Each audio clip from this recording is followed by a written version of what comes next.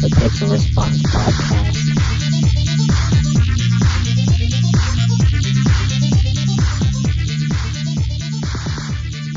I mean, this probably won't be part of the main show. How was your COVID test thing? Or it could be. Oh, that won't.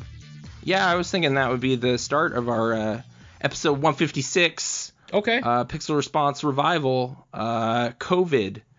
Sorry, everyone's tired of hearing about it, but this is not as drawn out as the vaccine story, because it was more just like my wife worked at a local spot in town that had a confirmed case reported the day after. Yeah. So we got that call, and it was just like, oh, okay. And then I came home from work after that had happened, and we high-fived and danced around, so I could be infected. We need to just not go into work now. So that morning was phoning that in and kind of just, all right, I guess we're locked in. Yeah. Not like quarantine. I loved throwing that word around because like old pirate ships and everything. That's a little extreme. It was more just like, you should distance. And it's like, okay. So we'll stay home and eat here, and just, we fortunately had just bought groceries and stuff and book a test. And that was more drawn out than I thought. It was like days away before the appointments for testing here in Calgary. I don't know if I guess it's a pretty bad week for COVID for us. Yeah. I have not been tuning into the news as ardently as I used to. Did you get the emergency alert just like half an hour ago? Yeah. Yep. I got the like Amber Alert or whatever. It's just like targeted zones should probably be serious. And it's like, more serious than maybe you, but yeah, okay. They closed schools again is like the big thing. So no in-person learning. Yeah. Grade 7 and up have to go back to online, period. Is like, I guess the big thing with that. We're a hot zone, by the way. Airdrie, Fort Mac is the hottest right now, apparently. Okay. Yeah. Edmonton's the lowest, but still on the hot zone list. Okay. But like, I find like the government is so like trepidatious about like actually enforcing anything or dropping a hammer on anybody. It's just like, listen, you guys, listen. If you don't start taking it seriously in the next 2 weeks, I'm going to have to start a curfew or something. And it's like, okay, just do that right now. Like, why would you wait for a little longer forever? You know, it's just kind of. But Ontario went too far the other way. Do you know what I'm talking about? Yeah. Where they're just like, we're giving police the right to just stop everybody if they're out and about at all. It's like, okay, that's like, hey, what are you doing? That's way too far the other way. I guess, like, but we're so far from that police state, like, zone, and, like, people are complaining like it is. Like, they're marching around the co-op yelling, and it's like, apparently. It's not within my, like, grocery shopping window. Yeah, mine So, like, I've never seen it, but it's like, no, there's, like, planned protests at several of my favorite grocery store, like, daily, where they're just like, this is tyranny. And it's like, no, it's not. It's not. That's not what tyranny is. But okay. Yeah. You know, please, cops, can you just like arrest these people and, you know, maybe whomp them? Can you just use the stick? Can you just shoot them? Blood them up a little. Yeah. Jesus. But they're not. So it's just like, all right, we'll slap your wrist later. Metaphorically, we wouldn't actually want to slap anybody's wrist. I mean, that would hurt them. Yeah. So we're going to give them a ticket they can easily argue out of for, you know, running a church or whatever. Just, it's been nuts over here. So. Yeah, I didn't mean to jump into that end of it, too. That was my, like, last point of the day, was this end of it. Oh, wow. But I guess that would have been pretty negative, so we'll dig through it now. My big thing, more than anything, is just, I don't, like, give me my vaccine. I don't care what other people do. If other people want to protest, get each other sick, and die because they're anti-vaxxers, more power to you. Kill yourself. Don't care. You stood up for your beliefs so hard, you died. You're done. Fine. Yeah. And you know what? Great. If that makes like you happy or whatever, fine. Let me carve it on your tombstone. Like, he didn't back down and now he's dead. Let me and my family be safe. Pretty brave. Like, let us get our vaccines, and then when everybody I care about is safe, fucking shoot yourself. I don't care. Do whatever you want. Leave me out of it. Yeah. No, it prompted my like question for the end was just like, do you kind of feel like we live in the dumbest province? Like, are we Alabama or Texas or Mississippi for Canada, you know? So here's the thing, is I don't respect the French, so Quebec is the dumbest to me because they don't even speak English fully. Sure. Like, they just have their own drum they're dancing to, and it's like, what are you guys They're doing? kind of not even Canada, though, so I don't really consider them.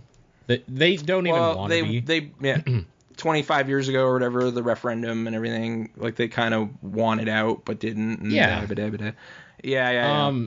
So, here's the thing, is that I think our province is the... I feel we're getting there, too, though. I feel Alberta's getting, like, separatist.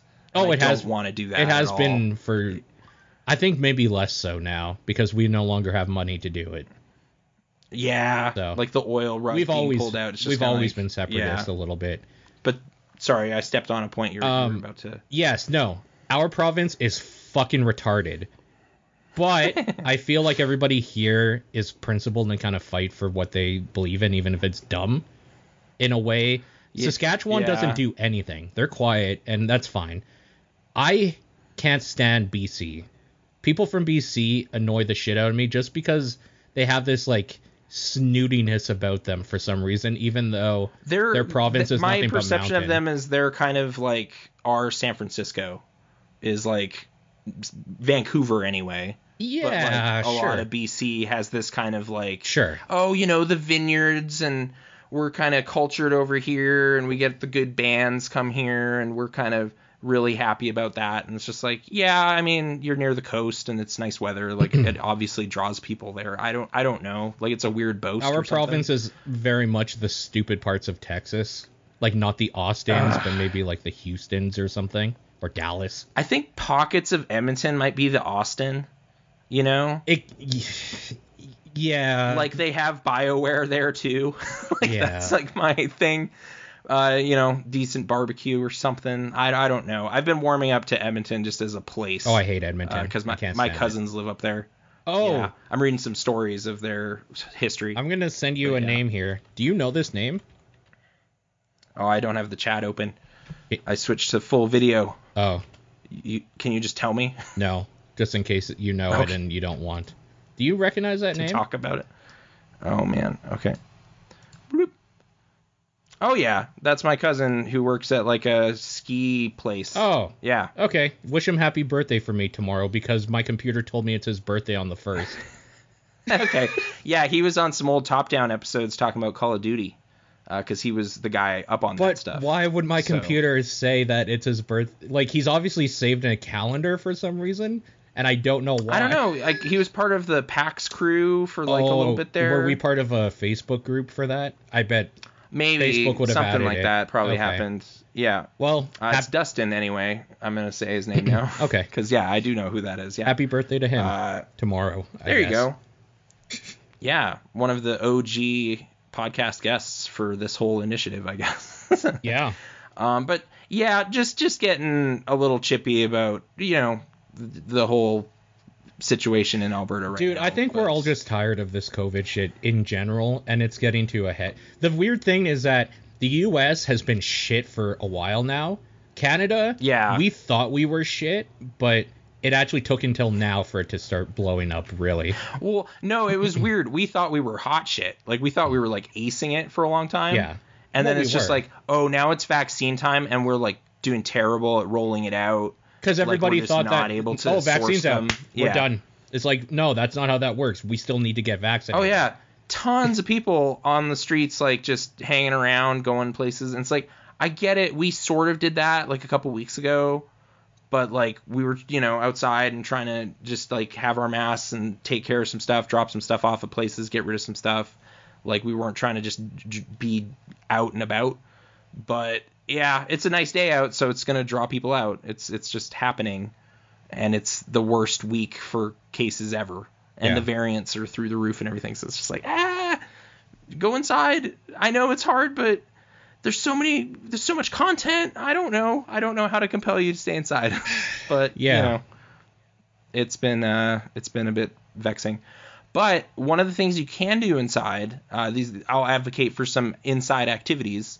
You could play video games, as it turns out, especially with a week off. I was like, you know what? I got to look at my library again here and see if I can get into anything.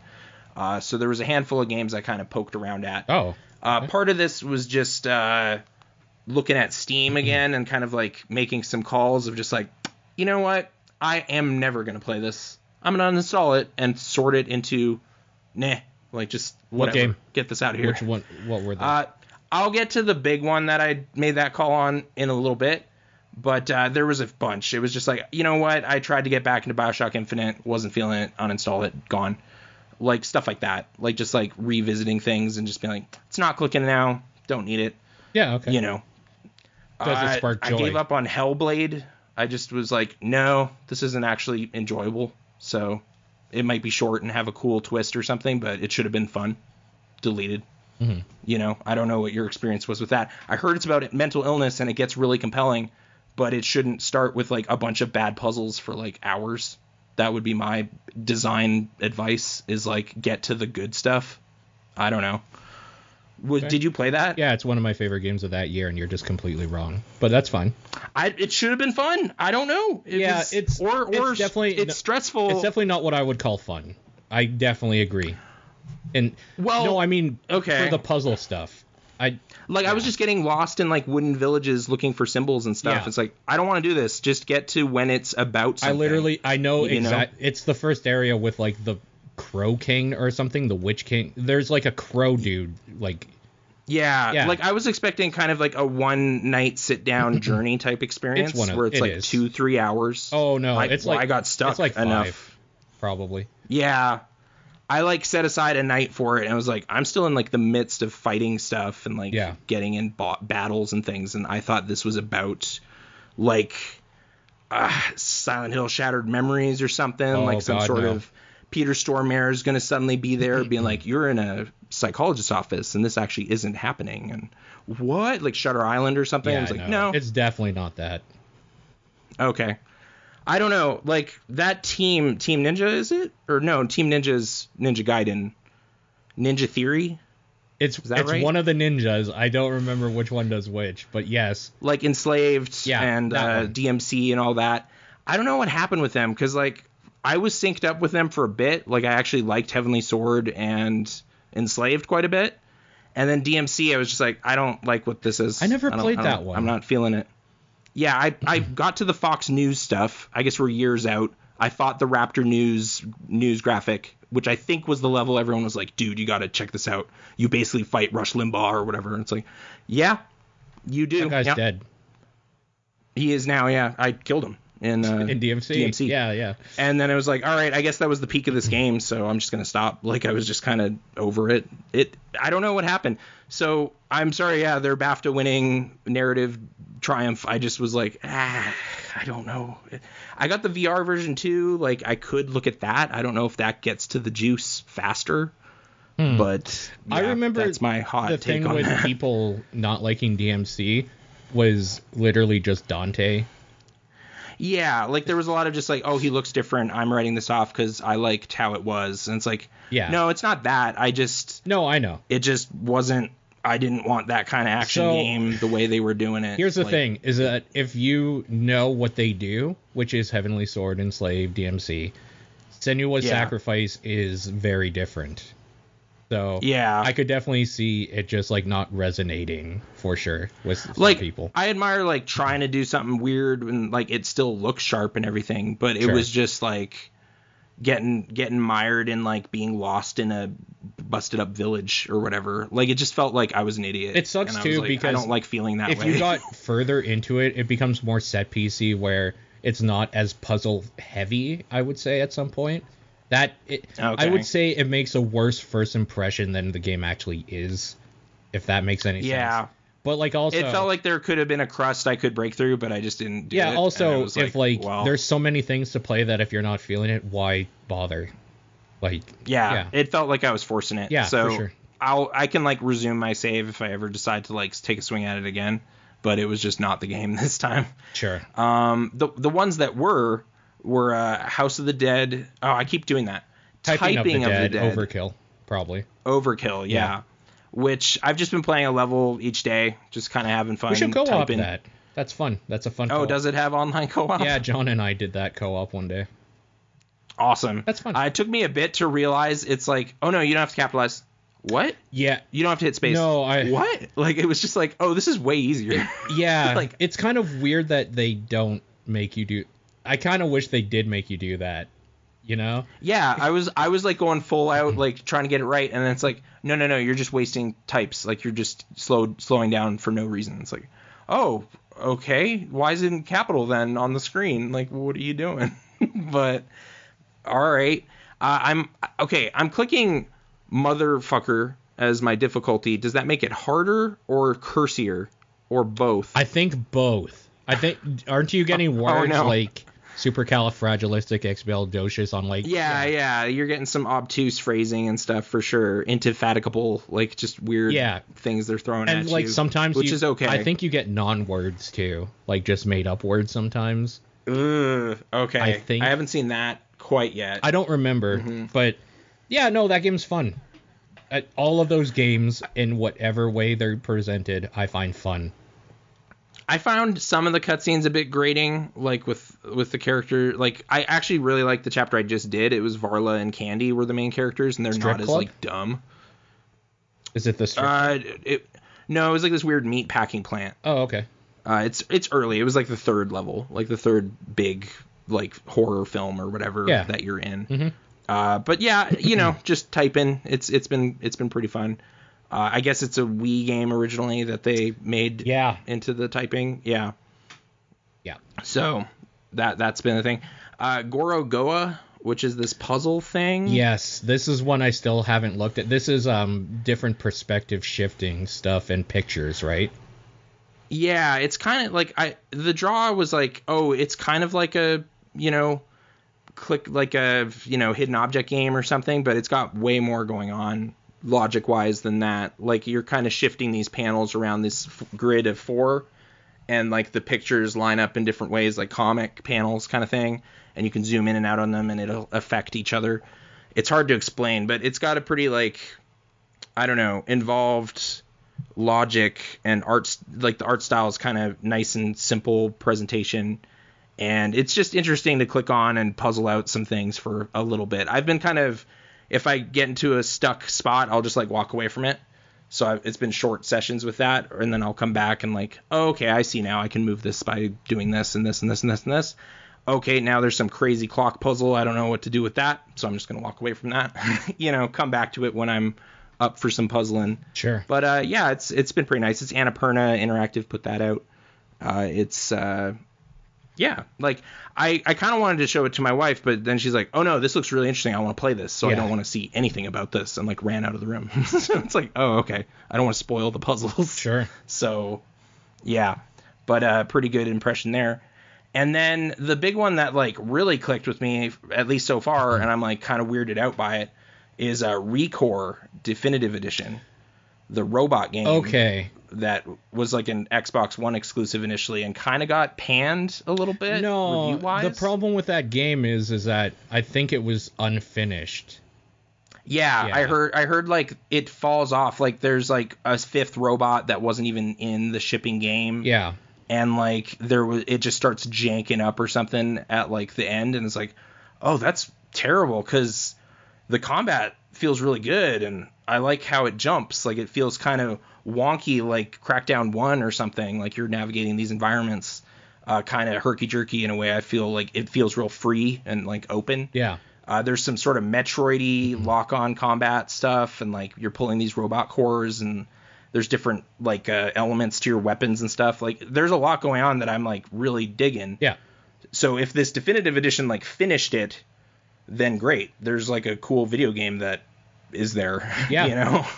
But as it was like initially, it was kind of like I heard that too at the time. It was like, man, great first impression, but then wow, the final bit, and I was like, oh, okay, weird. Yeah. Like, so it was getting kind of middling scores, but if it's fixed, like, hey, like reassess it or something. It only a couple hours so far, but I was really digging the general flow of it. Like, mechanically, I was like, yeah, I like how this feels. It's also, and that's really important to me. It's also hated by a lot of people because Keiji Inafune kind of fucked over Mighty Number 9 to work on this.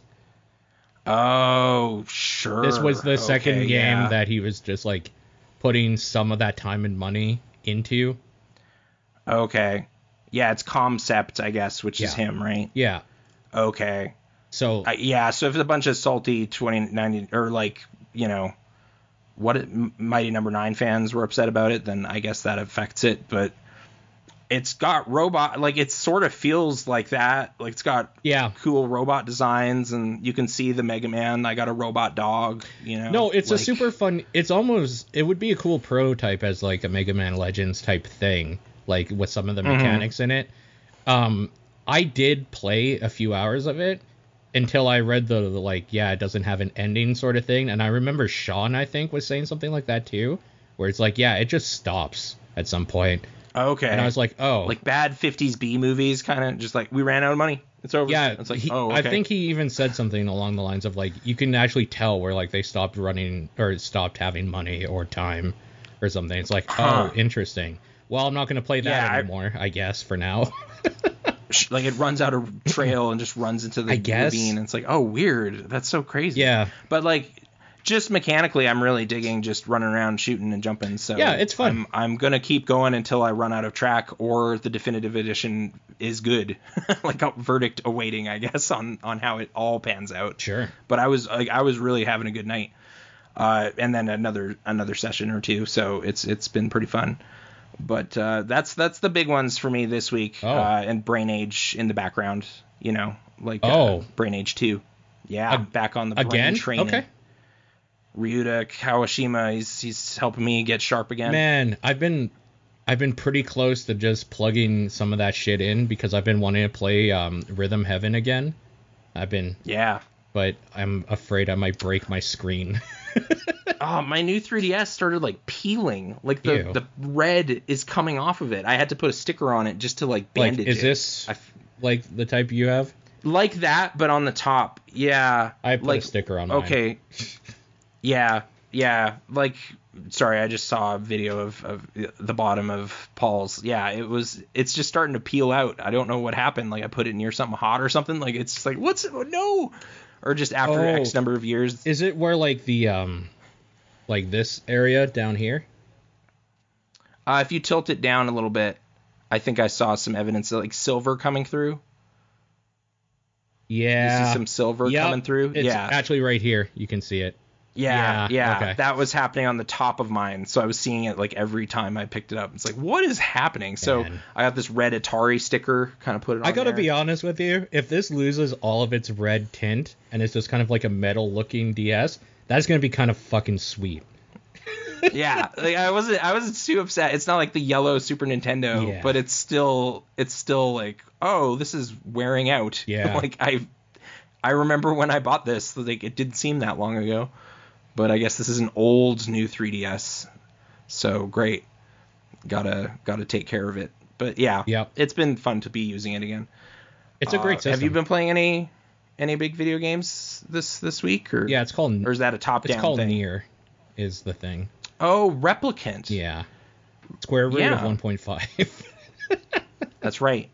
I do have that installed. It's in my like folder, but I kind of played it Gestalt like 2 years ago. Yeah. So I'm not like right there ready. I'm getting social media stuff about it and whatever. I followed their Facebook page and they're really proud of a pizza a guy made that looks like a meal. Cool. Which, is great. So I'm glad, great Nier content is coming my way. Mm-hmm. But what's your impression or do you want to spoil that here? Or? That game is fucking slow, but it's fine. I don't hate it. Like pacing? Yeah, it's just taking. Oh yeah, it's taking a long time to get into stuff. But like every time it does give me a nugget, it's that much sweeter. I feel like. Okay, yeah. There's a lot of side quests that I do not give two fucks about, but I'm gonna do every single one of them. The threads kind of like develop too. Like you're just like, oh yeah, I'm going back to that guy and giving him a different fish, and then like you get a little more of what he's about or whatever. Like as I recall in Gestalt. I don't know if they changed it profoundly, but does it still start with like 10,000 years from now or something? It's like crazy stuff in the future. It starts with or 10,000 years ago, and you're like in a city. It starts with you and your like sister being attacked as like the tutorial in a broken down convenience store or something. Okay. I just remember like there was an audacity to the intro of just like the scale of time of that series is insane, and it was like established early, and I was like, that's great, I'm on board for like wild stuff. So I don't know if that's still present, that's like the tutorial stuff, because that's where you have a fully powered up grimoire or book abilities style, all of that shit, and then it's like 14,000 years prior or something like that, something stupid, and then it's just like you and the kid, and then you go talk to Popola. He's just like, give me herbs, or like just you start. Yeah, here's some grindy quests for you. It's like, okay, I guess that's what we do in this. Yeah, go to kill 10 sheep. Have you ridden a boar yet? Yeah, riding the boar is the best thing, especially because you get a quest before that to deliver a breakable package for the guardsmen. And it sucks because you have to go through that whole fucking field and then up that like weird area in the side of like the rocks to deliver it. It's kind of scaffolding and yeah. And and there's just like shit attacking you, and of course if you dodge or do anything that like takes damage or whatever, it breaks. So like I fucked that up, and then I did it later on with the ability to ride a boar, and it just made it so much easier to get through that quest. Yeah. I kind of like how that game plays with the camera, too. Like, it switches it around just to make it a little different. Oh, I don't like the top-down parts at all. I hate it. Oh, well, there's isometric, there's side-scrolling. Like, it just kind of throws some stuff around. Like, I don't know. I thought it was novel to just play with it a bit. But keep it as fresh as you can with, like, some pretty basic combat, at least as it was initially 10 years ago. Maybe they spruced it a bit. That's what I wanted to talk to you about. Because the thing I heard about this game from everybody that played it is that they got into it. So back then even, nobody really raved about this game. And I feel like it wasn't until Automata came out, or was coming out, that people came out and they're like, yeah, I actually was into this thing. It's like, oh, then why didn't you say anything 10 years ago? And I'm wondering why. I wasn't on the train 10 years ago. I bought a copy like in 2008 or something. There was like a compelling PAX panel that really highlighted story elements of it. I was like, all right, I mean, it's cheap at my EB. I'll put it on my shelf. Yeah. And then, or 2008, before it came out. No, it must have been 2012 or something. Yeah. Like in that intervening decade before Automata blew up, like I had it sitting around.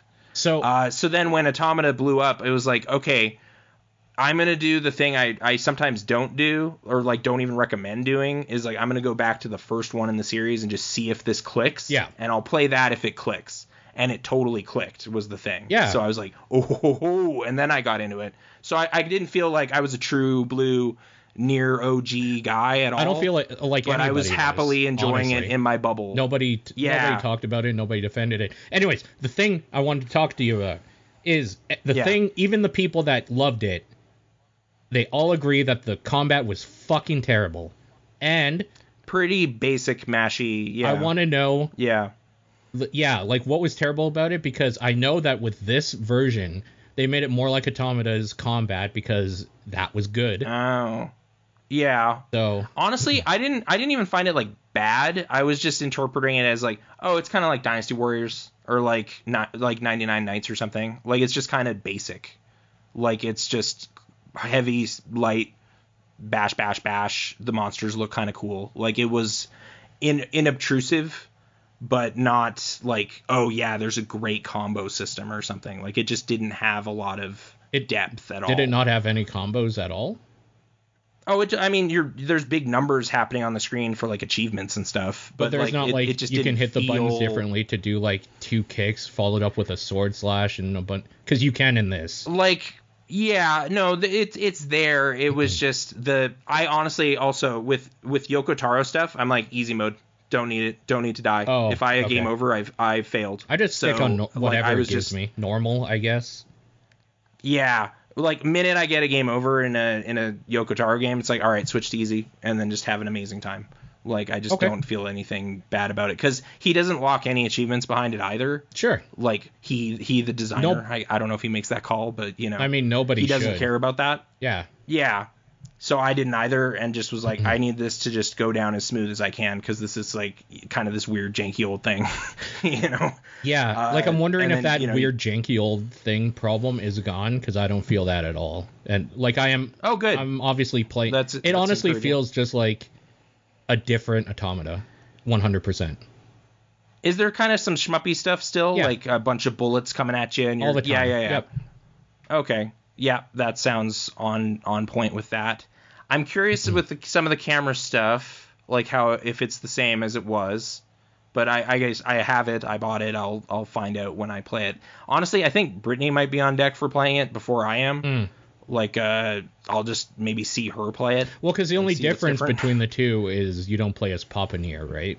That's the difference. Like, it's a different protagonist, so it changes the tone of what's happening, maybe. I guess so. But yeah, like, because it's like a father-daughter relationship instead of siblings. Yeah. So I don't know what that does. Hey, step bro. Dialogue-wise, and how you relate to Kaine and Emil, and if it's a similar dynamic or not, stuff like that. Yeah.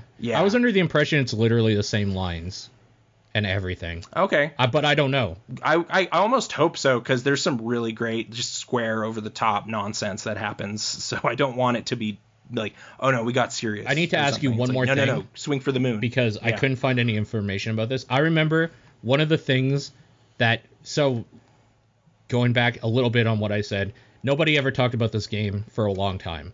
And then they all came out of the woodwork. However, back then, I did hear about this game in a positive light in two things. First of all, the world building is incredible because of like the way the story goes and blah, blah, blah. General RPG shit, I don't listen to that stuff because whatever RPG you're into, you're going to say that about, no matter if it's good or bad. It's all a subjective. Like Infinite Undiscovery is amazing. It's subjective. It's like, no, it's not. Yeah. Or maybe it is. I don't know. Yeah. Blue Dragon. Last Remnant. Yeah. The other thing is I remember somebody saying something about how they deal with transgender people is good, and I don't remember why, how, or what. Do you know? That was the big part of this panel that was like, oh, weird. I didn't know this game had any intriguing writing at all.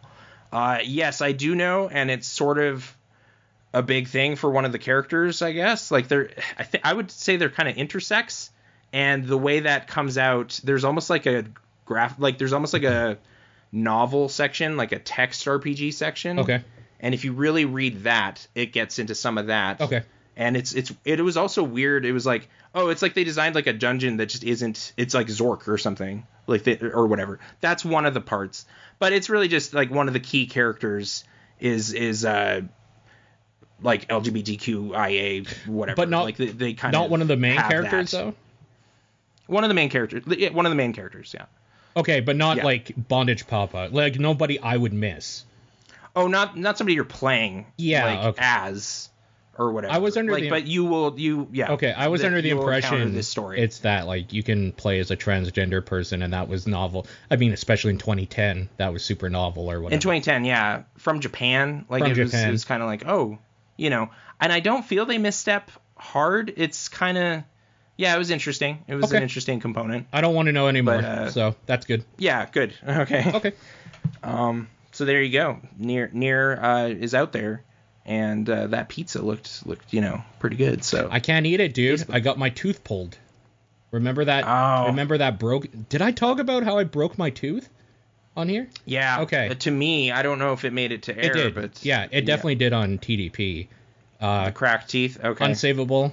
Just fucking yank it, bro. Yank it. And they're like, okay.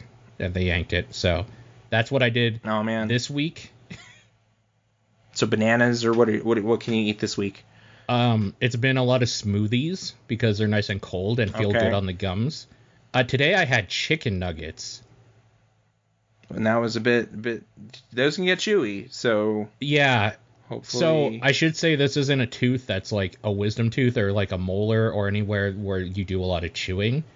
It's kind of like one of the ones off to the side, like not in the front, like you wouldn't be able to see it unless you like really look.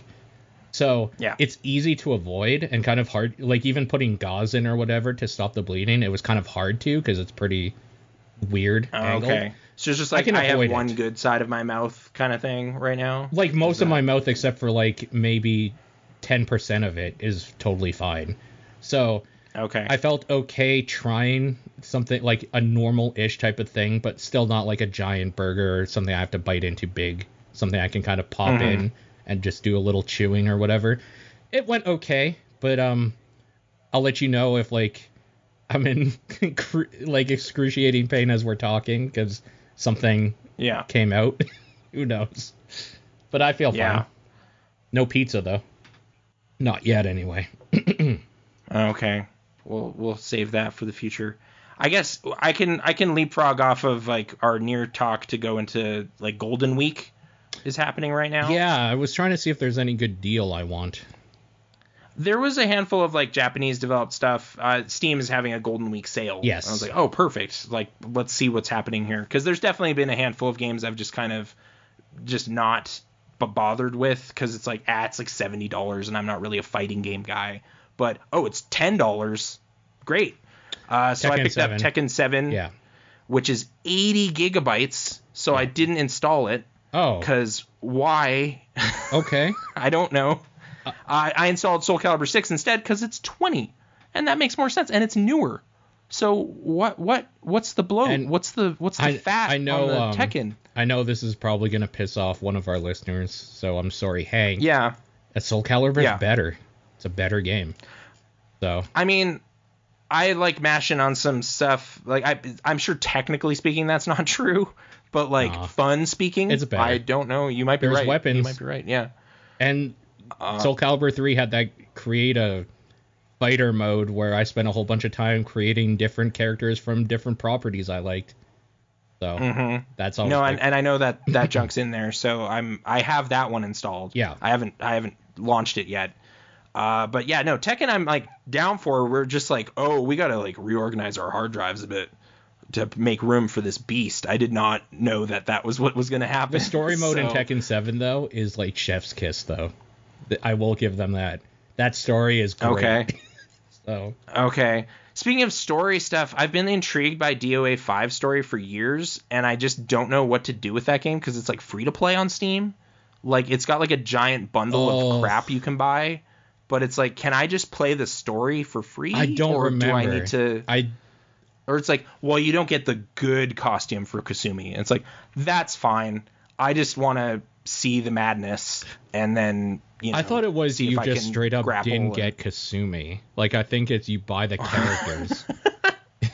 Like I'll go in. It's like, yeah, dude, you could play as Zack, Bass, all the cool dudes, that old guy, all your favorites. Yeah, I don't know how this and that's works. How they're gating it. Okay, maybe you get Helena, and then it's like, fine, sure, she plays piano. Okay, let's see. Core Fighters is free to play on Xbox One. Okay. Oh, so they did it kind of like Killer Instinct. Or, well, Killer Instinct kind of did it like them because they did character rollouts. Okay. I think so, yeah. So you can just like download and play, but if you like... Just despite it being Japanese developed, none of that stuff was on sale. Like, it was just like, is this $40-some pack 20? Because maybe I'll just do that, but it wasn't doing that. So, yeah. And then the weirder decision was just like my joy with Recore kind of made me go, you know what? Maybe I was harsh on all of Lost Planet. These are like no money. I'm going to buy all the Lost Planet games. Oh, you shouldn't have done that. Lost Planet 2 and Sum of 1 is where you want to be. 3's pretty bad.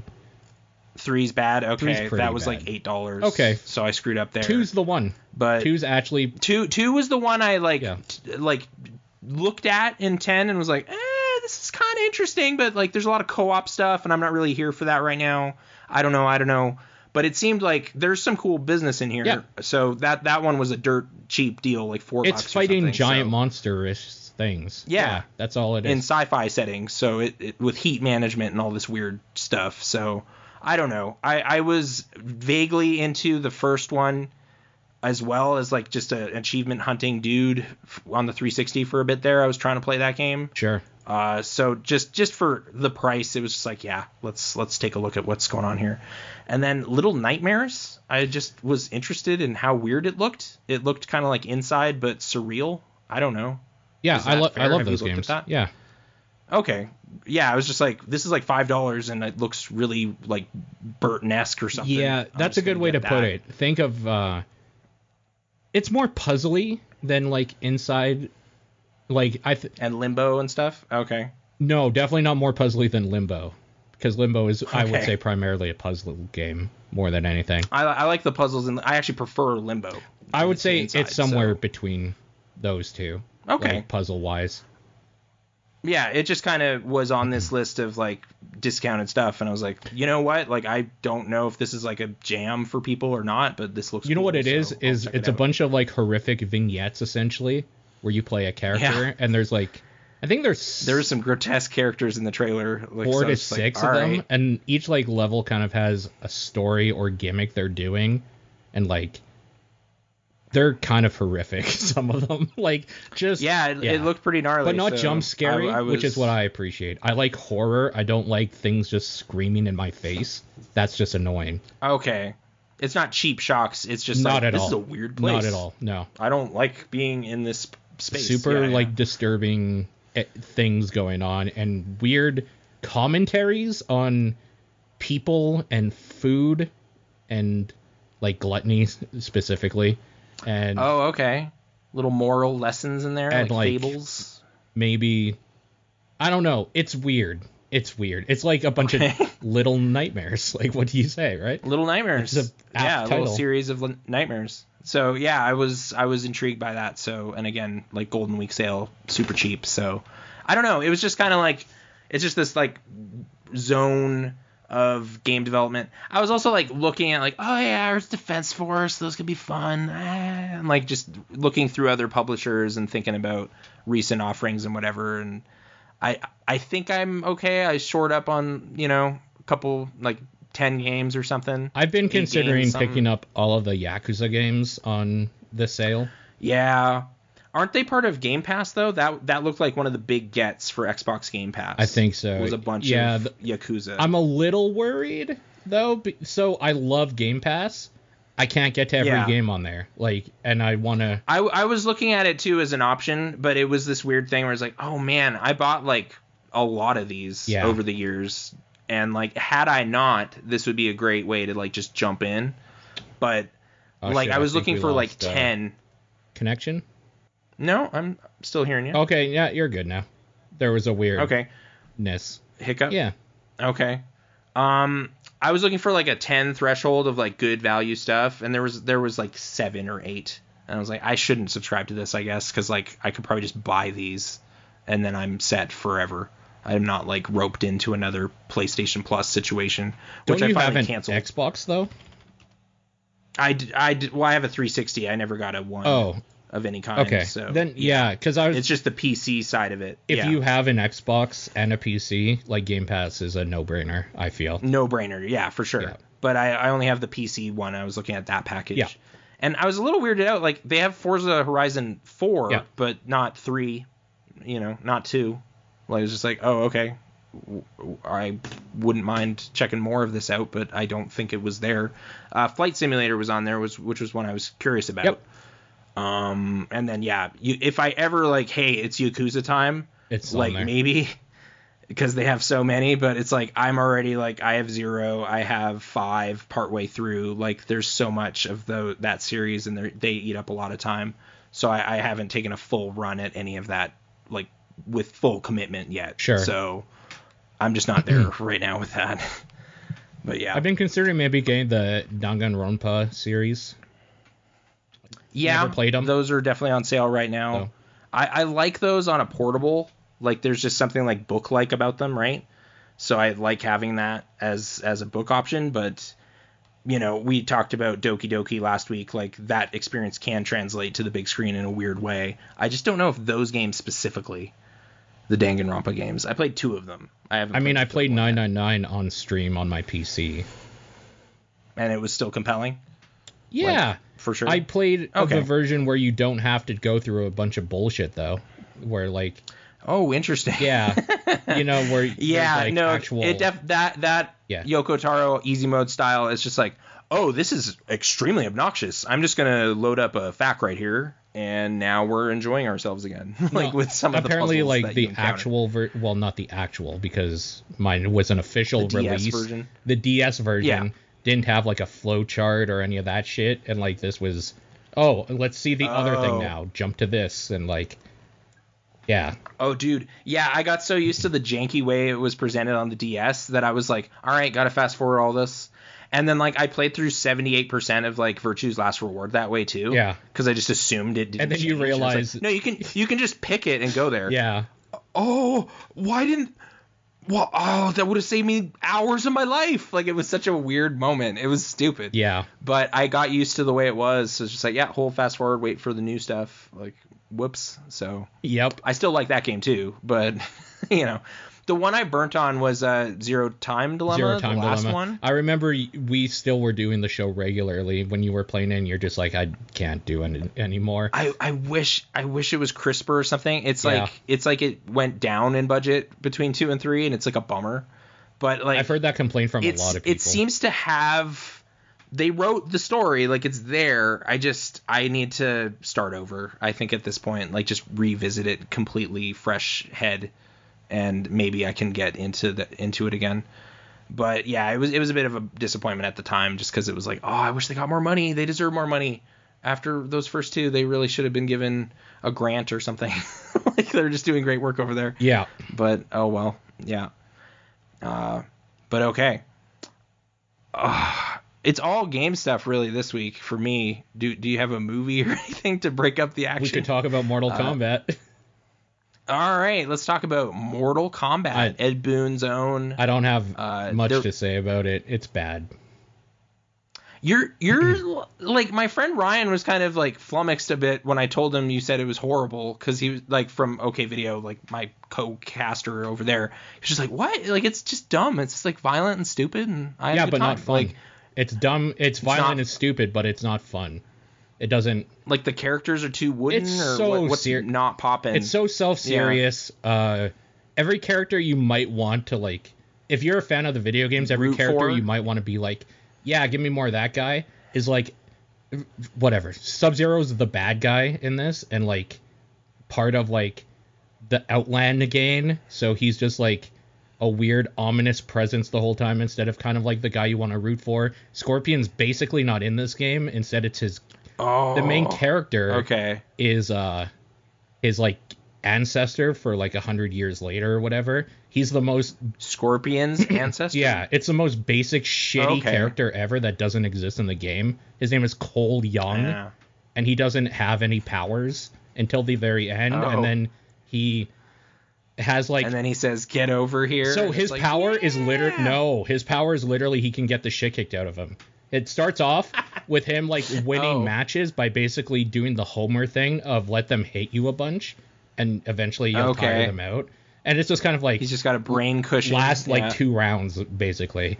And like that turns out to be his power, is that he has like a defensive body that like he can power up and take hits and then like basically use that force against them at some point. All right. It's been forever since I've seen a martial arts movie too. Does this at least have like some fight choreography? Fights suck. The good fight is the one at the very beginning, which is also the teaser that they've showed. Oh, okay. Man, Sonya is one of the more compelling. You know, there's a problem when Sonya is one of the more compelling ones out of the group. Yeah. They really hammer home this weird... Everybody that has this marking of the Mortal Kombat dragon on their body is like able to harness their arcana to be like powerful, and some people like Kano, like the designated fighters, makes a laser beam shoot out of his eye when he gets really mad. Kano sucks in this, by the way. No matter what Sean will tell you, Sean's wrong and his opinion is bad. Okay. So is he trying to be funny? Like what's his, that's sort of the Kano thing. He's trying to be funny, and he's kind of like the Kano from the first Mortal Kombat with like the Australian like bad guy accent. Yeah. But he's also like making jokes and like fuck him. Fuck that character and fuck that actor. All right. But like this arcana is like what gives them their powers or whatever. And for Jax, it's literally his arms get wider. So that's cool. Like, bulks up, like a So vehicle and crackdown. But like when I say stuff like that sounds fun, but it's just like it's just I don't know, nothing follows up with it good. Like there's a bunch of like if you like the video game, momentum doesn't build or something. If you like the video game, like Kung Lao throws his hat, but like the fight he does is fucking terrible. So who cares? There's fatalities, but who cares? Like I don't know. By default, is it still like the second best Mortal Kombat movie? Annihilation's or does Annihilation have cheese factor? Gold. Yeah. Cheese factor at least shows that they were probably having fun making it. This seems like they were just like trying to make a gory kung fu movie, and it's bad. Huh. All right. Yeah. Well, there you go. I mean, it's like 6.3 on IMDb. Last I looked, like it seems tepid, I guess, but sure. It's also doing okay, I think, money-wise. Yeah, because there's nothing else, so really. There's nothing going on. Yeah. Yeah. It came out at a good time. Yeah, I'll check this out. Yeah. Why not? Are you going to check it out? Cost 50-ish million. I mean, after that review, I might pop in my copy of Tekken that I bought, apparently. I was going through my DVD library, like, if you just see what that was. If you want weird video game fighting movies, like there's better Mortal Kombat, like look at the animated Mortal Kombat stuff. Look at Scorpion's Revenge. Like there's better man, Dead or Alive. Throw that in. That movie's the Dead or Alive movie. That movie's boring, but I mean at least it has some tits and ass in it. So there's that. Like I don't know. And then there's the gold standard Raul Julia, the Street Fighter.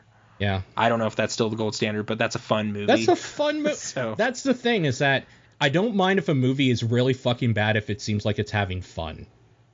Yeah, winking and dancing around and they all do their poses. This movie feels like there are parts where they kind of know and they are winking a little bit, but for the most part, it doesn't feel like that. It feels like they're trying very hard to have like a story, an edge, like a story that's going on in this shitty video game world, and I don't like it. Okay. I think Ryan's criticism was that it's sort of like setting up the Mortal Kombat tournament. It doesn't even happen. Like, that's true. So it's like it's sort of like teasing the movie you probably wanted. I mean, Johnny Cage isn't in this. Liu Kang is barely in it. So yeah, if you really really like Kano and Cole Young, the guy that just this invented guy, this guy. Like, if you want to think about Scorpion's, like, grandpa. Even, like, the character, I don't know, the actor or whatever, I don't know if, like, he's a bad actor and played it too stiffly or if that character is just shitty. Like, nothing about that character is good. He's just kind of, I think he's just kind of trying. And he's like, the centerpiece? Like, he's the guy? Oh, he's the dude. Yeah. Oh, man. Scorpion's, that sounds rough, Scorpion's ancestor. Because Scorpion was weirdly like too mainstream. Not the couldn't get him. Like the good guy? I don't know. I mean I like playing as him, but I don't know if he's like an anti-hero, I guess. Like he's still a hell monster of some kind. Yeah. I don't know. So that's the thing is that I've always liked Scorpion myself. So the fact that like this movie kind of focuses on Sub-Zero, first of all, is a spit in the face to me, a Scorpion fan. Yeah. Yeah. And, like, so the movie kind of just starts with, like, them killing Scorpion, like Sub-Zero's killing him, because that's the clans, right? Sure. There's clan warfare. Yeah, that's the clash. And, Scorpion doesn't exist again until the very last second of the last fight. Okay. So you can probably... A little stinger there you can probably imagine how that fight ends. Knowing that. So I won't speculate, but for those who want to know, the movie exists and is out on platforms, so you can check it out if you want after that scathing takedown. So, if you want a video game, I don't know. This is the thing is that it feels bad being on this side because I'm usually the one being like, Annihilation's fine. You're fucking off your rocker or whatever. I'm usually the other side. Just have a fun time, lighten up. Yeah. Like whatever, eat a sandwich. Yeah. There's nothing really fun about. Like I tried having fun. Kano sucks. He's in it so much. Like he is in it so much, and he's kind of like the reason why things happen. Like he backstabs the main group. That's spoiler, I guess. Like that's Kano. Oh, he betrays them? Oh man. Oh yeah, go figure. But yeah, that's also the weird thing is that there's no tournament. It's literally just like them poking at each other and trying to kill each other's fighters off, or Outland trying to kill Earth's fighters before the tournament officially starts because they're cheaters. Oh, okay, those cheaters. Yeah, weird. All right, but I guess the sequel, I don't know. Like, it is doing okay. Maybe. So, do you have any hopes that they can like get Kano's out of here? We have better core characters, violent fights. Like, maybe they can iterate on this and actually make the good movie. I think I want a little more than just violent fights. They have to be good fights, first of all. I don't... Like, I'm no longer a kid. A fatality doesn't matter to me. I've seen horrific shit in, like, horror movies and stuff. Like, big deal. Mm-hmm. You have to have a little bit more in there. Even if that little bit more is, like, just knowingly winking at the camera every now and then by, like, doing something dumb or funny or whatever. Bicycle kick kind of stuff. There's a bicycle kick, but it's not the fun type of bicycle kick. It's a very self-serious, like, this is a kung fu move and it sucks. Whereas in the first one, he, like, winds up and does it. Yeah. Like, it's like, a moment. Oh, this could never happen. This is great. Yeah. It's a moment. And in this, it's just basically like, if you've ever seen, like, Crouching Tiger, Hidden Dragon or any of that sort of thing, it's basically like moving through the air while, like, kicking. It's like, yeah, that looks like a realistic interpretation-ish, and that sucks. Reptile is literally a reptile instead of a weird hybrid, like a beast monster thing. I don't know. Okay. It's so serious. It just missed the mark for you. Yeah, fuck that movie. Fuck people that like it. Bunch of morons. That's all I have to say about it. People are craving entertainment. I don't know. Like, maybe it's getting a weird boost too from just boredom. I'm not sure. Dude, if you watch it and like it, more power to you. I hate spending time into something to not like it. It's the worst feeling. Yeah. So, surprise factor is, that's actually part of the Recore thing too, because I was expecting it to be like just bad. Yeah. But I was still curious about it, and then it's like, oh, I actually like how this plays. Yeah. Like, this is already a victory. So let's keep going. Because the bad thing's never been how it plays. The bad thing's been everything kind of around that game, I feel like. Or how it. The one thing I'm like maybe worried about is it won't roll out enough new mechanics for the whole runtime of the thing. Because like it's like there was a moment where I'm like, I could use another weapon or something, and then eventually I got another color. And I was like, okay. But now it's been a little bit longer. It's like, all right, I'm ripping out a lot of these robot cores. I could maybe use another twist on that, but hopefully it pads out its things a little bit. Yeah. There's obviously new robot buddies to be had because my screen tells me that'll happen. So stuff to look forward to. Yeah.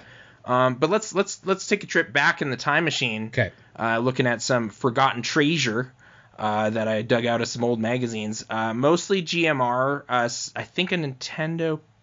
No, this is all GMR stuff, I think. And then GameSpot was where I kind of did some digging into what are these. Because that was my go-to jam around that era. So they're who I look to. Okay. So got 5 games here. I'm going to start with one called Bujingai, The Forsaken City. This sounds familiar. The Forsaken City part, I don't remember the Bujingai or whatever. That's how it shipped here, too, is that name. It is an action game where you play as essentially Gact, the Japanese like music star, but it is a hack and slash Devil May Cry-esque action game that's apparently kind of okay. From 2004, I want to say. Alex Navarro reviewed it for GameSpot and gave it a 7.4. I remember this cover. And, okay. Yeah. Neat.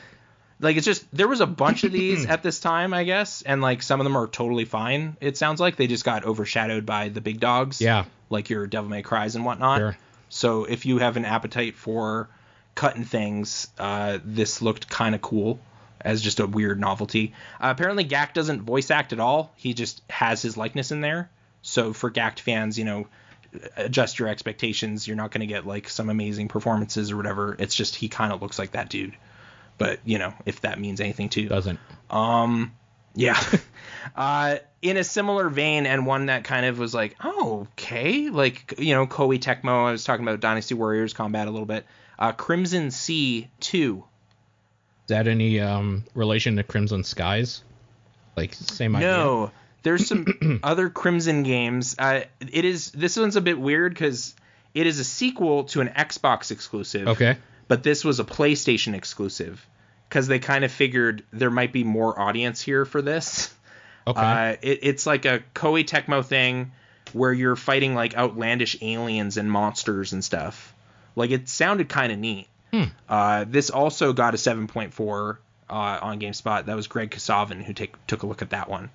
But yeah, it's just, I don't know. It, like, I didn't really ever get into Dynasty Warriors, but this is like, hey, there's this like failed franchise we tried to do where we're fighting crazy monsters. It doesn't have all the characters. I think you play as 2 people. Okay. But it sounded potentially, kind of Earth Defense 4C or something where you're just fighting crazy sea creatures and monsters. And I don't know. That was like of interest. One I'm like ready to buy right now and have been for years is Ghost Hunter. Yeah. Like, I've just been like, oh, Sony Europe made this like Ghostbuster game basically for the PS2 late in its cycle, so it has like pretty good graphics for its time, and by all accounts it was pretty okay, and I'm kind of curious about it. It's like a third person shooting ghost wrangling game with like Michael Gambon, the actor who played Dumbledore, has a voice in it. Like, it just had like Sony production values for that time, and got an 8 from Alex Navarro back then, and I remember him kind of taking a shine to it, and never came to anything else, I don't think. Like, I don't think you can easily get this other than just get your PS2 out. So did you ever check this out or look into it? No, honestly, I didn't get into like that type of game really until Resident Evil 4 kind of came out and like did it like probably the best at that time. It might have been around the same year. It would have immediately been overshadowed. I just looked it up. It's a couple years, 2003, so a year before. Oh, a year before. Okay. Yeah. So it's kind of like, it's like this third person horror kind of fun. In Europe, it came out the exact same year in North America for us. Yeah. Weird. Like, I feel like something happened where it's like this totally decent game happened, and then it just was like, we're all playing Resident Evil 4 at 9.6, baby. And it's like, yeah, I mean, we can't fault anybody for doing that. I did that. This kind of looks like the Suffering game, which you brought up, I think. But like jauntier. Yeah. It's got a lighter tone. It apparently rides this line between being kind of just funny, but a little scary, a little weird creatures and stuff. But it's like a campy, fun horror vibe. Sure. Not jumping at you kind of thing. So it sounded pretty awesome. Sure. And then this one actually kind of was a failed franchise also. This is also Sony. It got a sequel. I think you can actually get this on PS4, so it's a little less rare maybe. But Mark of Cree? Yeah, that's not rare at all. But yes. I know. Okay. But like, do people care about this anymore? There wasn't a lot of comments on like the GameSpot review, whereas Bunjagai was like, dude, we're talking about this game still. This is like, we failed, and it's just kind of dead. I could have sworn there was like a remake or something coming out, or like people have brought this up in the last couple of years, and I don't remember why. Like, it's listed as being on PS4 also. Like, I think maybe they just ported it, or it's on PlayStation Now or something. Yeah, you might be right. So maybe some people revisited it. Like, the thing with it was it had like Disney animators and Don Bluth animators do some work on it, so it looked really cool for the time in like 2002. Yeah. It came out on my 15th birthday. Oh, happy birthday. Yeah, happy birthday to me and Mark of Cree. Yeah. I got a sequel that tried to like expand its scope to co-op and stuff, and apparently that didn't really bring much more to the action. It got a worse score. But it got a 7.5 from Jeff Gersman at the time. He was mostly bummed out it had a lot of stealth in it, because he felt like the thing the game did the best was this combat system where you're juggling multiple foes. Sure. But it doesn't focus on that. It kind of is like, scout out this camp with your eagle. Man. And then sneak in. And it's like, I don't want to do that. The problem with stealth is that if you do it well, nobody cares. But if you do it bad, which you probably will, it ruins the game. You kind of force it on people. Yeah. It's like, you got spotted. And it's like, I just want to crack skulls, man. I'm a giant barbarian. Yep. Like, what are we doing? Yeah. So, I don't know. It was that one I knew was kind of like more pronounced or whatever, but I wanted to include it because I don't think about it very much. Sure. And then the last one was one I actually played, and it segues into my previous thing about just giving up on a genre. Okay. Was Gladius. Yeah. Okay. Yeah. Like, this was actually the best reviewed one of the bunch from GameSpot. It got an 8.4 at the time. It's a LucasArts game. That's sort of a fantastical take on gladiators and ancient Rome and stuff, where you're fighting like minotaurs and things. Yeah. Oh no, someone's doing some construction or something. That's okay. Amazing. Good time? That's okay. We'll fix it in post. Oh, you're just waiting it out? Okay. I'm just waiting it out. Yeah, fair enough.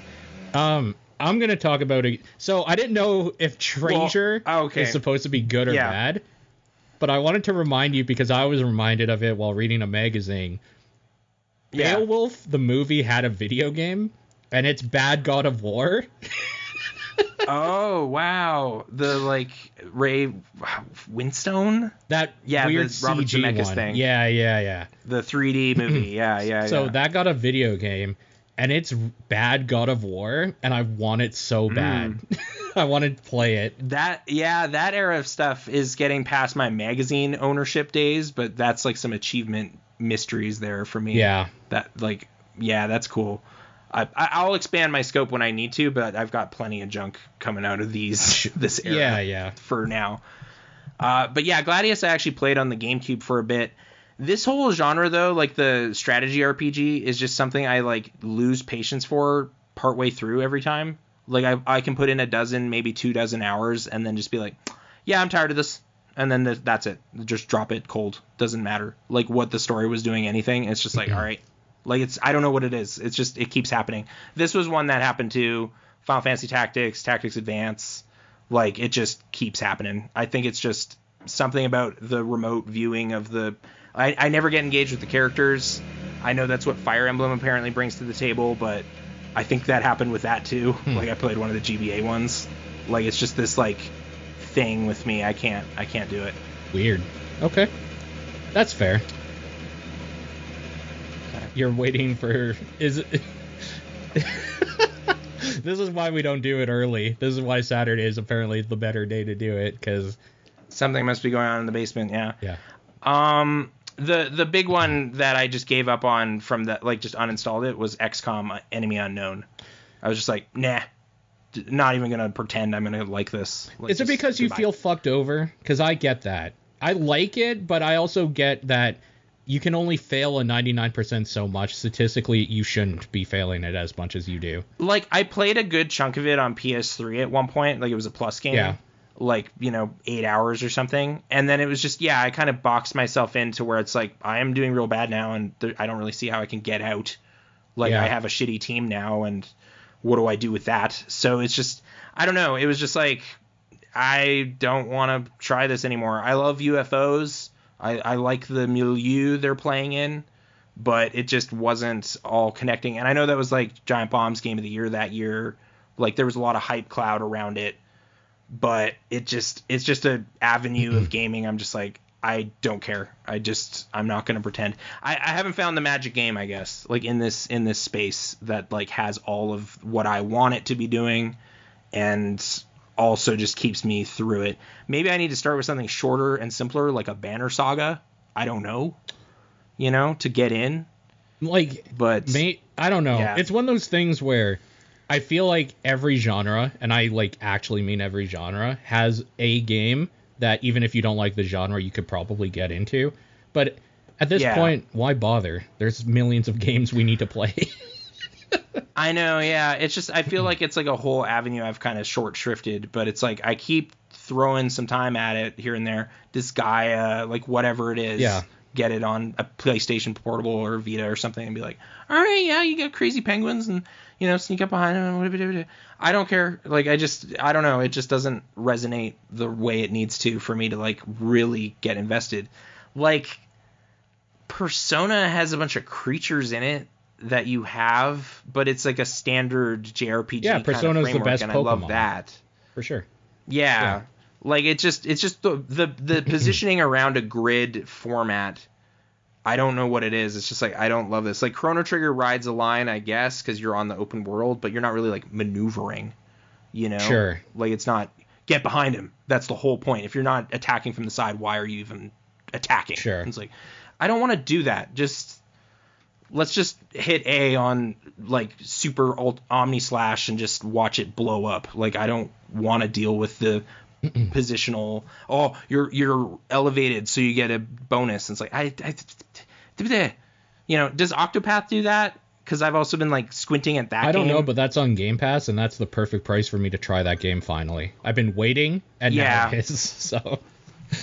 Because it's like retro, like aesthetic or whatever looks cool, but that's another one that's just like, am I just gonna get bamboozled? Like I just like love the art style, and it's like, oh, it's a strategy RPG, you guys, and just like fall on my face. I have noticed, and like this isn't a slight, you do seem like a kind of impatient gamer. If that not, no game overs in this Yokotaro. Just give me easy mode. Let's go. No, but like a little bit. Always kind of just been like, cut the fat off. Like just give me the thing that you do. Let me shoot and it. I can that definitely makes sense of why like you went like tactical RPGs and stuff, because a lot of that. Let's meticulously plan this out, and it's like, oh, that sounds like chess. No, thank you. Right. Give me the checkers. Right. Yeah. Sure. And that's fine. That being said, like maybe you don't need to look for a game that you like in that genre because you just won't like that genre, and that's fine. Yeah. Like I'm basically ready to like move on until I hear something wild. Like I like RTS, like Age of Empires or something was my like sweet spot, because it's like you can just kind of build a bunch of stuff. There's always something you're doing in that. You're never just. Yeah, you're actively clicking and moving. How do you feel about like Civ, where you have to wait between turns? I got bored of it, okay. like with 5 even, and that was the one that was like, dude, they finally did it. I was like, they did? Because I'm just sitting here. Goodbye. I'm actually see you later, Sid Meier. I would find I think I'm pretty patient when it comes to a lot of stuff. I agree with you with Civ. It's extremely slow. I can see it being fun, and like a bunch of us are on Discord playing like a game and chatting with each other while like having pizza or something. But like I can't imagine people are like, I'm doing a 20-hour game of Civ. It's like, why?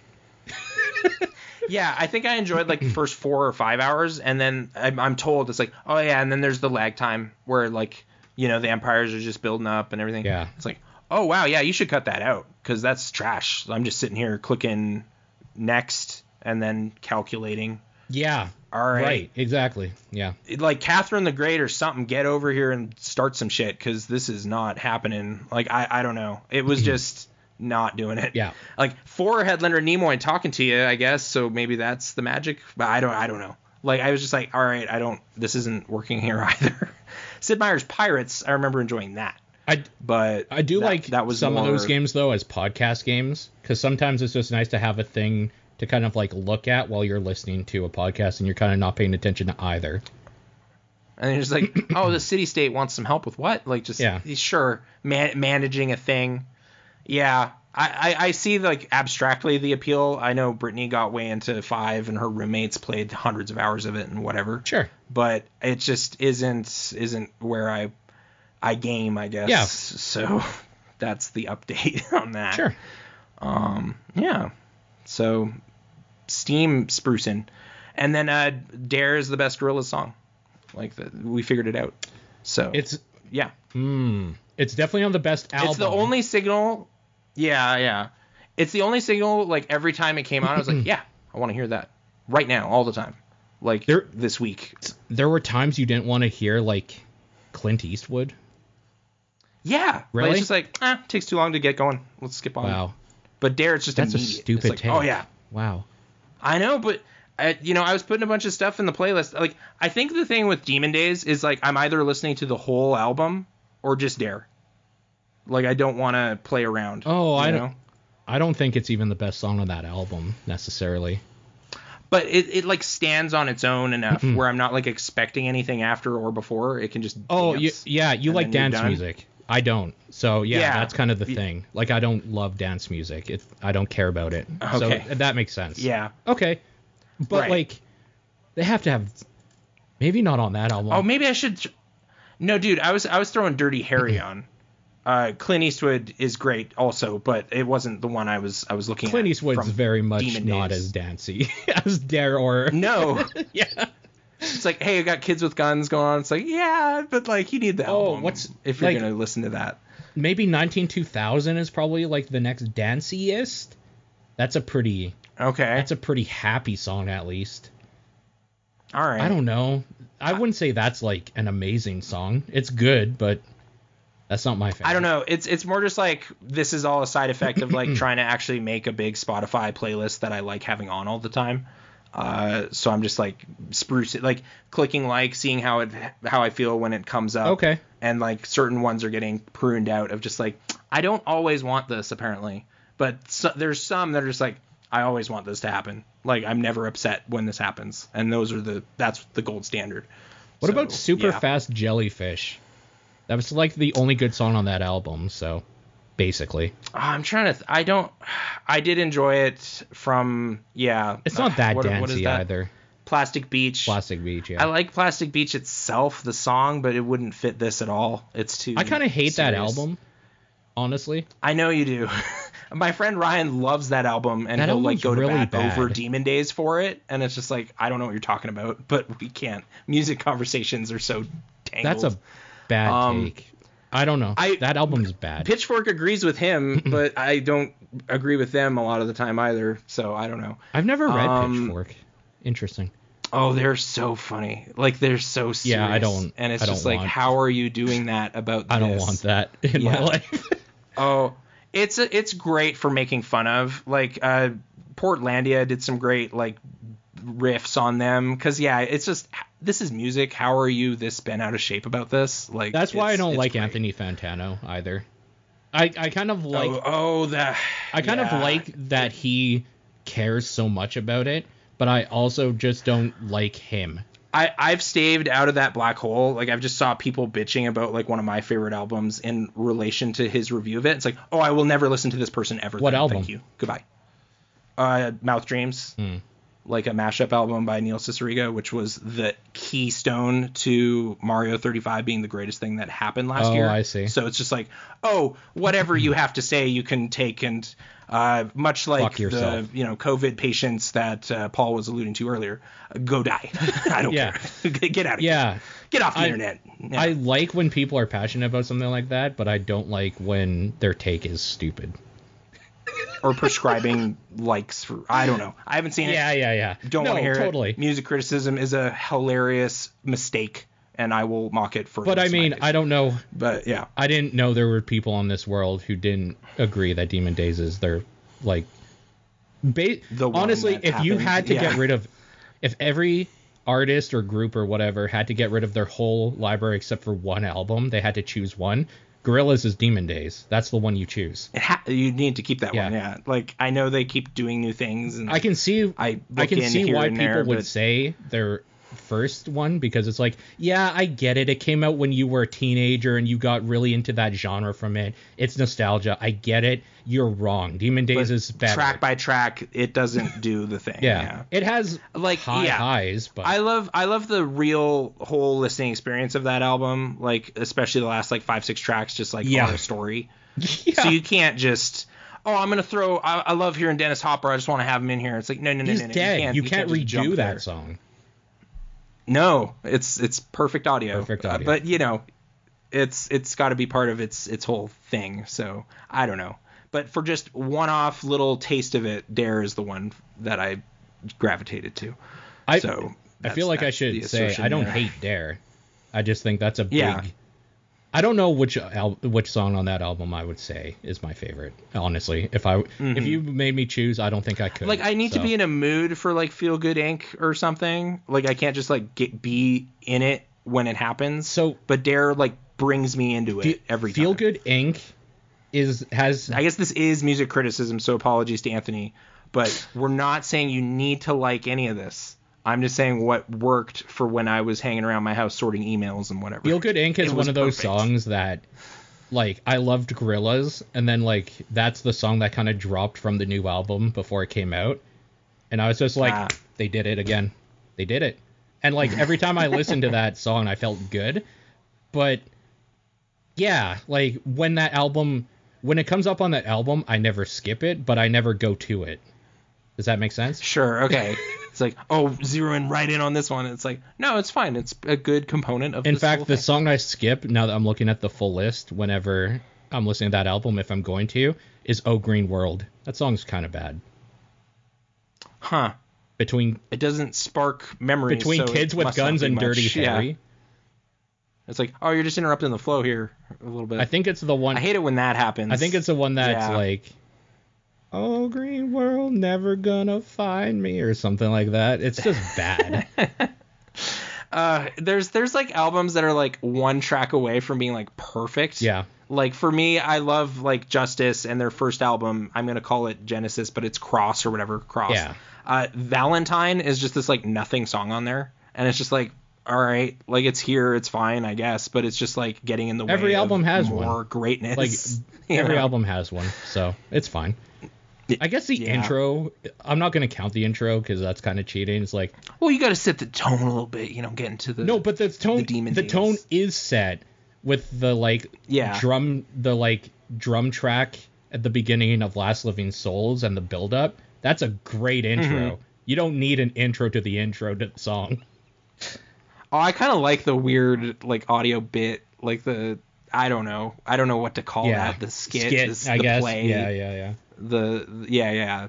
But anyway, music criticism. I felt like I was really mad at this person I've never seen, but I was so mad at this like hot take I read months ago of just like, what are you talking about? This is an amazing gift we just got, and you're like crapping on it. I hope I got the right music critic too. I'm pretty sure it's the right guy. You know what feels bad? Like, I don't know. So when you hear something like that, it's infuriating until you like are able to talk with somebody or like put it out there. When you can talk it out, then it's like, okay, like I'm not mad anymore. Yeah, I'm not going to burn down anybody's house. I'm just like, I really had a profoundly positive experience and I don't want it tainted. I don't want to shit on. Goodbye. Yeah. Yeah, like just not interested in what you're selling here. So, that's it. I want to say one more thing. Go yell at Kanye about or somebody. Dare, which is what kind of threw me off of it, honestly. Like, it's a fine song. Yeah. If we're talking about the studio song. Because there was like, I think I even own it. There's a DVD of Demon Days that's like a live performance thing. He's terrible. Yeah. Shawn Ryder is fucking The Happy Mondays.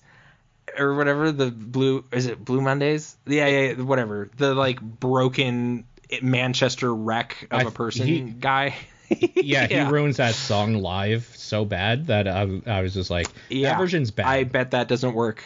Yeah, the studio version, the video, like they managed to get good audio out of him for that. I don't doubt that he can't do that in person. Oh yeah, and that video is neat because it has Noodles dancing around in her underwear or something with a giant head. Well, there's like this giant head. Yeah. It's just a weird apartment in place. I don't know. I like that video also. But yeah. Okay. Music. Yeah. Music hour. Yeah. I have one more recurring segment, but it's the masterclass plug. Okay. And apparently, it's pretty simple. It's pretty simple stuff. This one was actually a little while ago. I don't know how you feel about this performer, but he had just a really positive, very welcoming, very friendly kind of tone to his whole thing. Steve Martin. Okay, I was going to say, as long as it's not Hitler, I'm probably fine. Yeah, it's Steve Martin, the comedy man. Why wouldn't I like Steve Martin? Did he do something? No, he didn't. Oh, okay. I'm just like, maybe you just thought The Jerk was dumb or something. And it's like, The Jerk is dumb, but it's supposed to be. Yeah, that's fine. Yeah. The Carl Reiner stuff, like it's supposed to be like that. But yeah, for like a big comic, like for some reason there seems to be a lot of just like, oh, don't go into comedy, it's horrible. Like I seem to just hear that a lot from like bitter, salty comedians who are just like, oh, get out of here. Yeah, this is a horrible industry. No, he's not like that at all, and it was really refreshing. I feel like a lot of comedians do that because they don't want competition. I feel like that's them. Yeah, like how I don't know. Some streamers are like, yeah, don't start streaming. You're never gonna make it. It's like, yeah, because that's another person that might take away from you that you're saying that. Right. Yeah. And honestly, like, it's not like I'm about to jump up on stage and do an open mic or something. You should. He's just very, like, encouraging of, like, just creativity and, like, no, it's a dumb idea, but try it. Like, I was playing banjo and, like, singing about King Tut. Like, whatever. Just try some stuff. That's when he was the most famous, this dumb bit.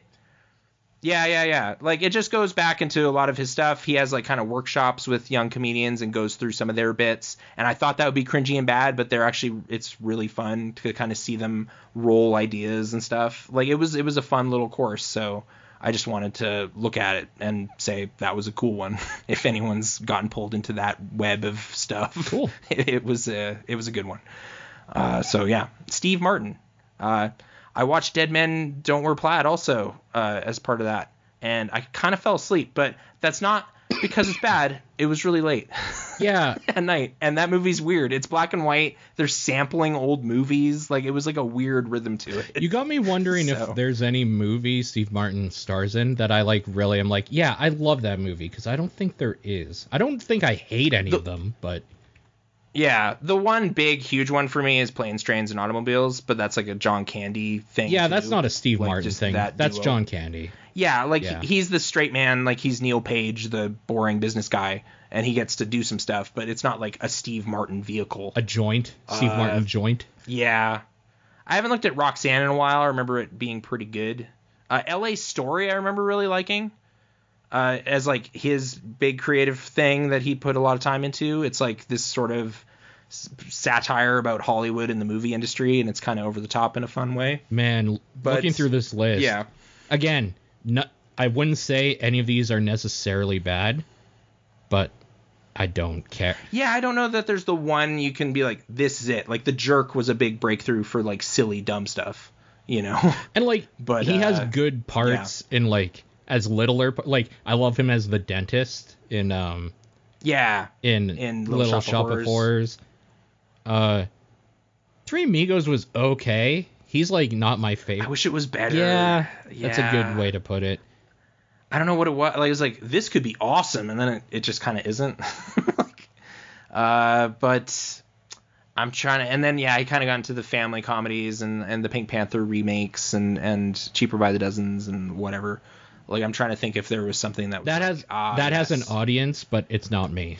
I hate the Pink Panther remake or whatever. I might honestly look into his books and stuff too. Like, he's been doing other things entirely, so I might get what I need from that. But yeah, but in the meantime, there's this kind of couple hours hanging out with him in this class was kind of cool. So just bringing that back. And that's what I had for this week's show. So okay, Pixel Response, yeah. Any final look aheads or anything? Oh, I guess I could. It's hard to even bring up OK Video this week because it's the ranking episode. I could tie this actually into one thing. Okay. For just a general conversation, I guess, and an invitation for questions. We just did Nicolas Cage, like, batch 1. We're pretty committed to doing more Nick Cage in the future because we're silly about that guy. And also Nick Cage is in way too many things. He's in a lot of things, and a lot of them are weird and fun ways to talk about, so we're not done there. But yeah, we just did our Willy's Wonderland episode, which we talked about last week. Now it's our episode where we kind of go through the 8 we did.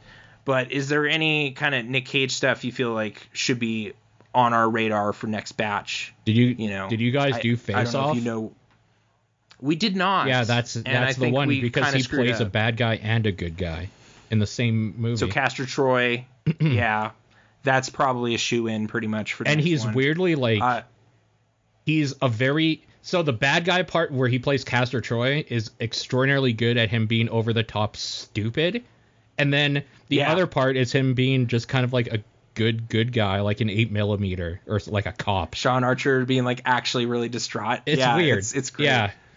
Yeah. And then there's insane like robot or magnet boots in this prison. Like, it's slightly not realistic at all. It's not at all realistic. On top of it.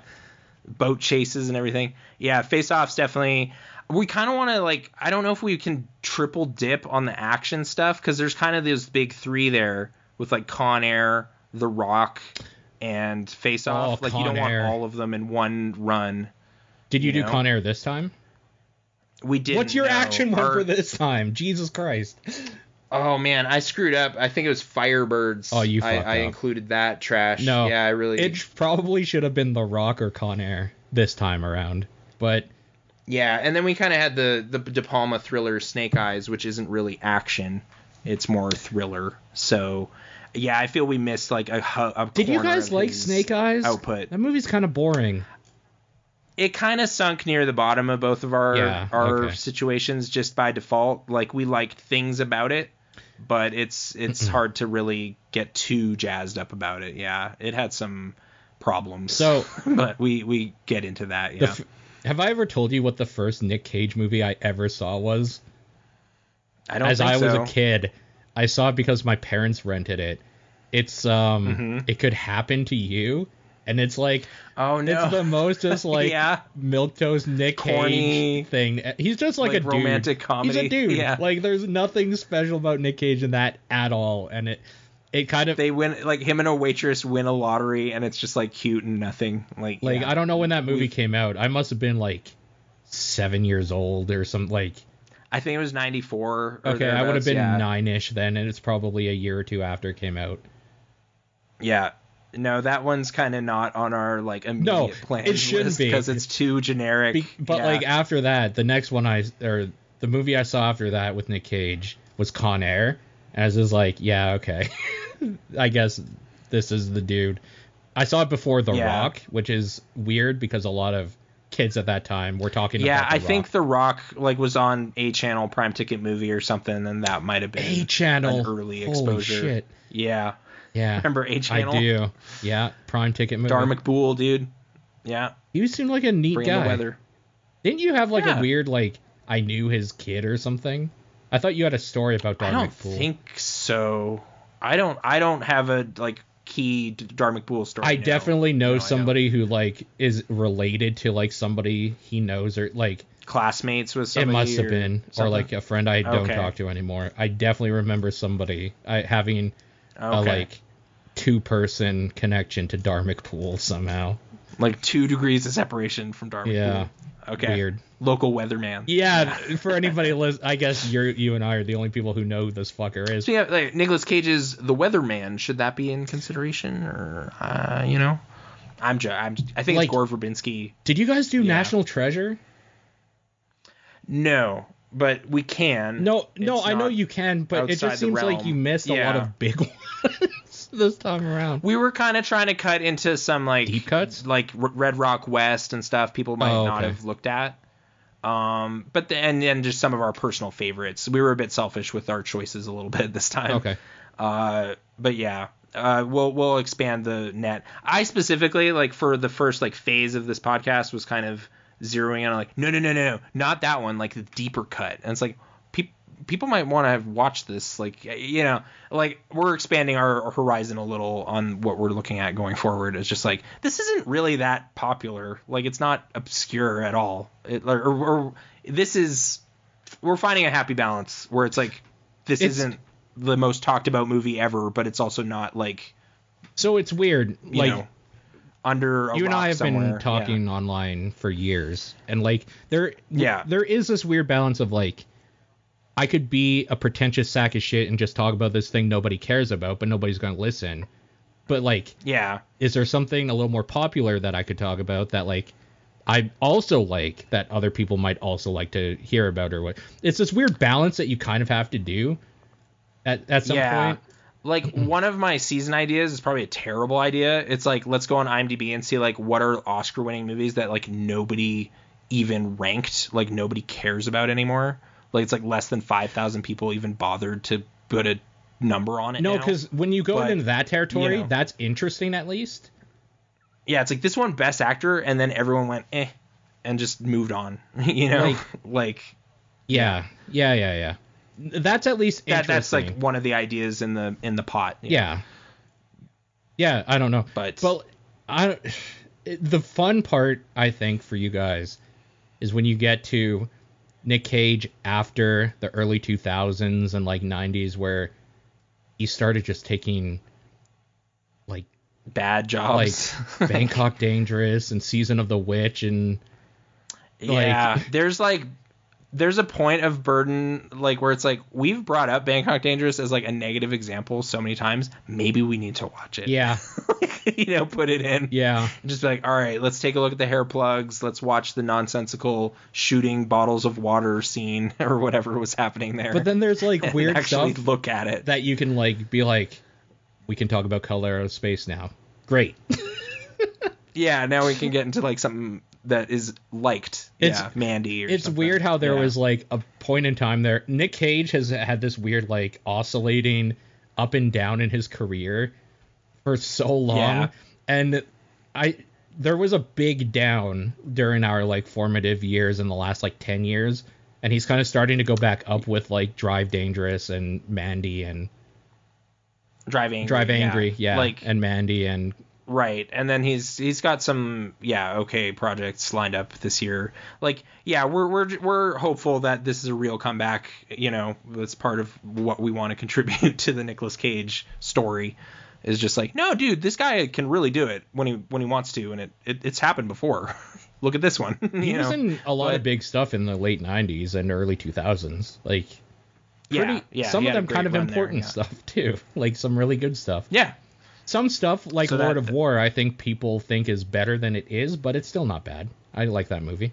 Yeah, that one's got a little dry or something when I looked at it last, but it's... I just hate whatever accent he's trying to do or something. Like, I just don't like how he... Oh, Season of the Witch, dude. I never saw Season of the Witch. Yeah, there was some times. Yeah.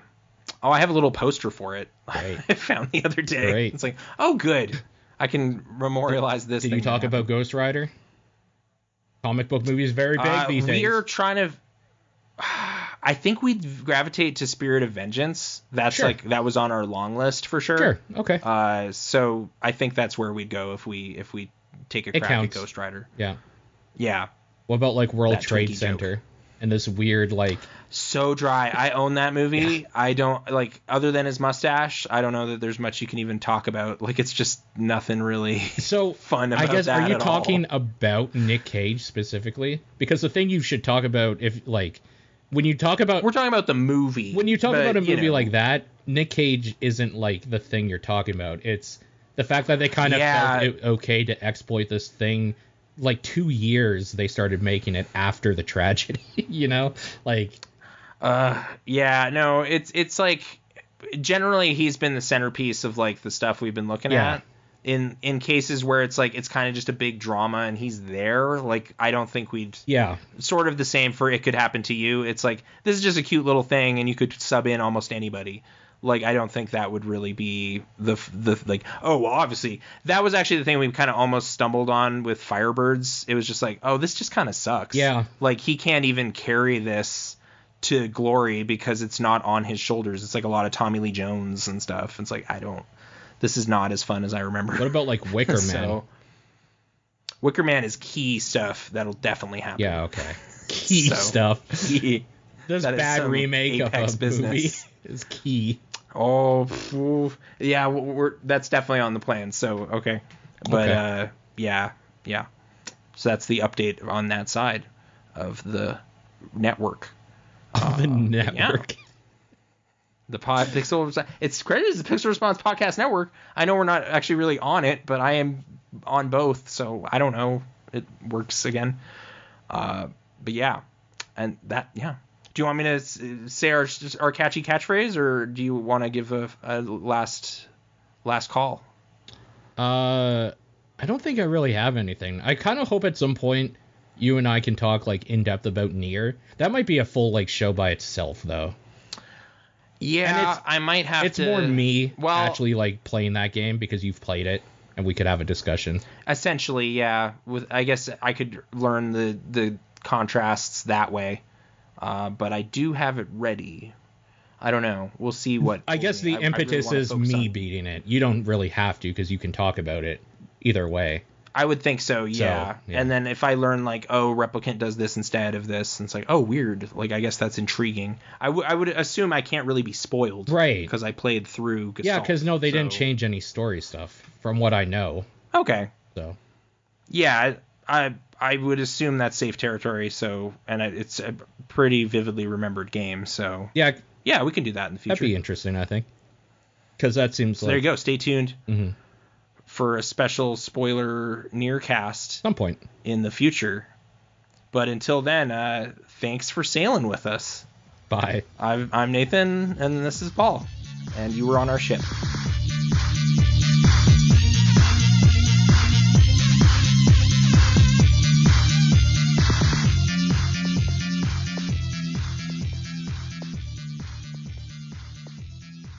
Oh man, I need a ding ding sound effect.